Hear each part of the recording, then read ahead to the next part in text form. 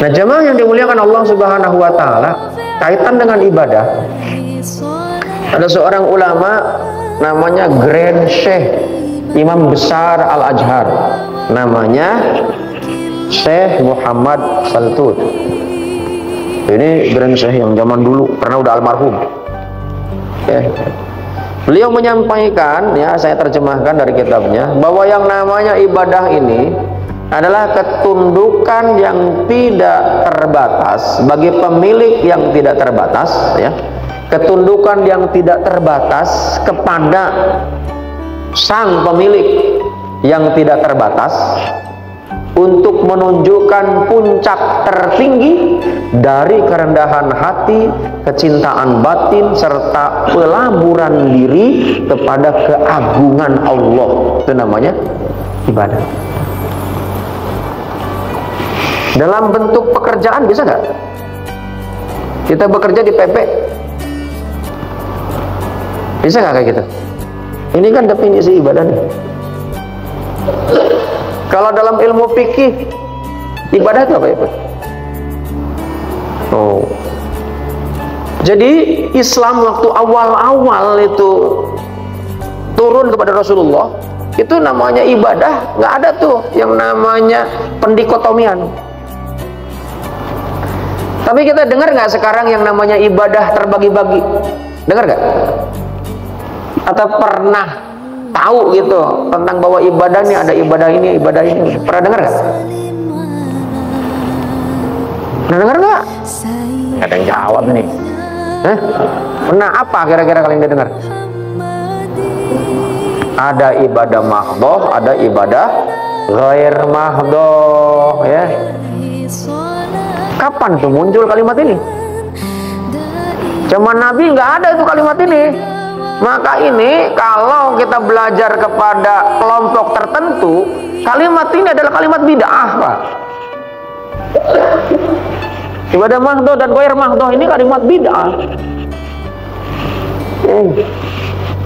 Zaman Nabi itu awal-awal sebagaimana yang disampaikan oleh Grand Syekh Muhammad Saltut, Imam Besar Al-Azhar, bahwa yang namanya ibadah itu adalah segenap jiwa dan raga sebagai sebuah penyerahan penuh kepada Allah yang Maha Tinggi. Itu namanya ibadah. Bentuknya bebas. Tapi ada ibadah yang memang itu nggak bebas, tidak semau kita. Nah, kemudian pada abad kedua Hijriah, ya, kedua Hijriah, abad kedua sampai ketiga Hijriah, karena ini ada periodenya nanti ketika Rasulullah wafat, menemukan masalah, itu nggak bisa lagi nanya sama Rasulullah. Nah, sementara masalahnya belum pernah terjadi pada zaman Nabi, nanya sama sahabat, sahabat pun bingung. Gimana menentukannya? Akhirnya apa? Berijtihad namanya. Apa itu berijtihad? Berijtihad itu dia mencoba untuk menganalogikan, berpikir, hasil pikiran.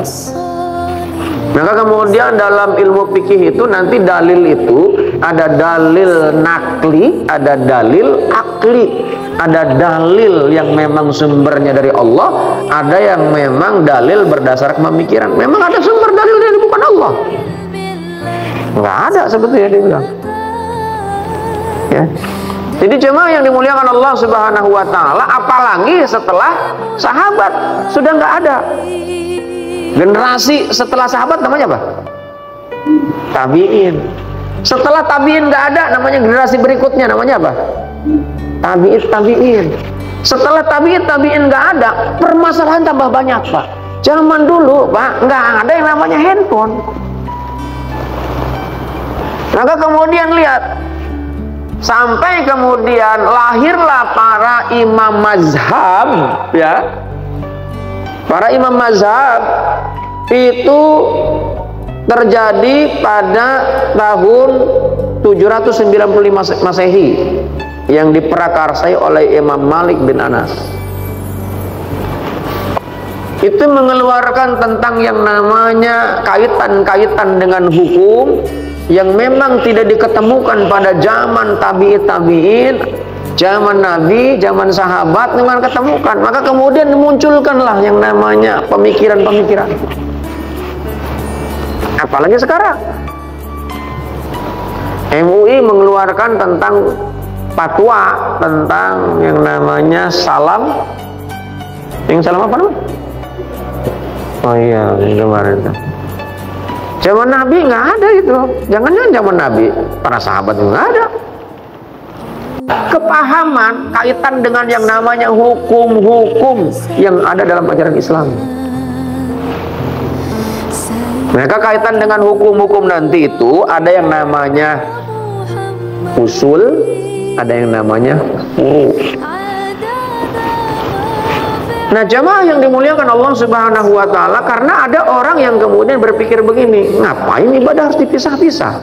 Karena semuanya apa yang dilakukan dengan kita nih mengerahkan segenap jiwa dan raga untuk Allah itu namanya ibadah. Sebagaimana ketika sholat kita kan berucap tuh statementnya apa?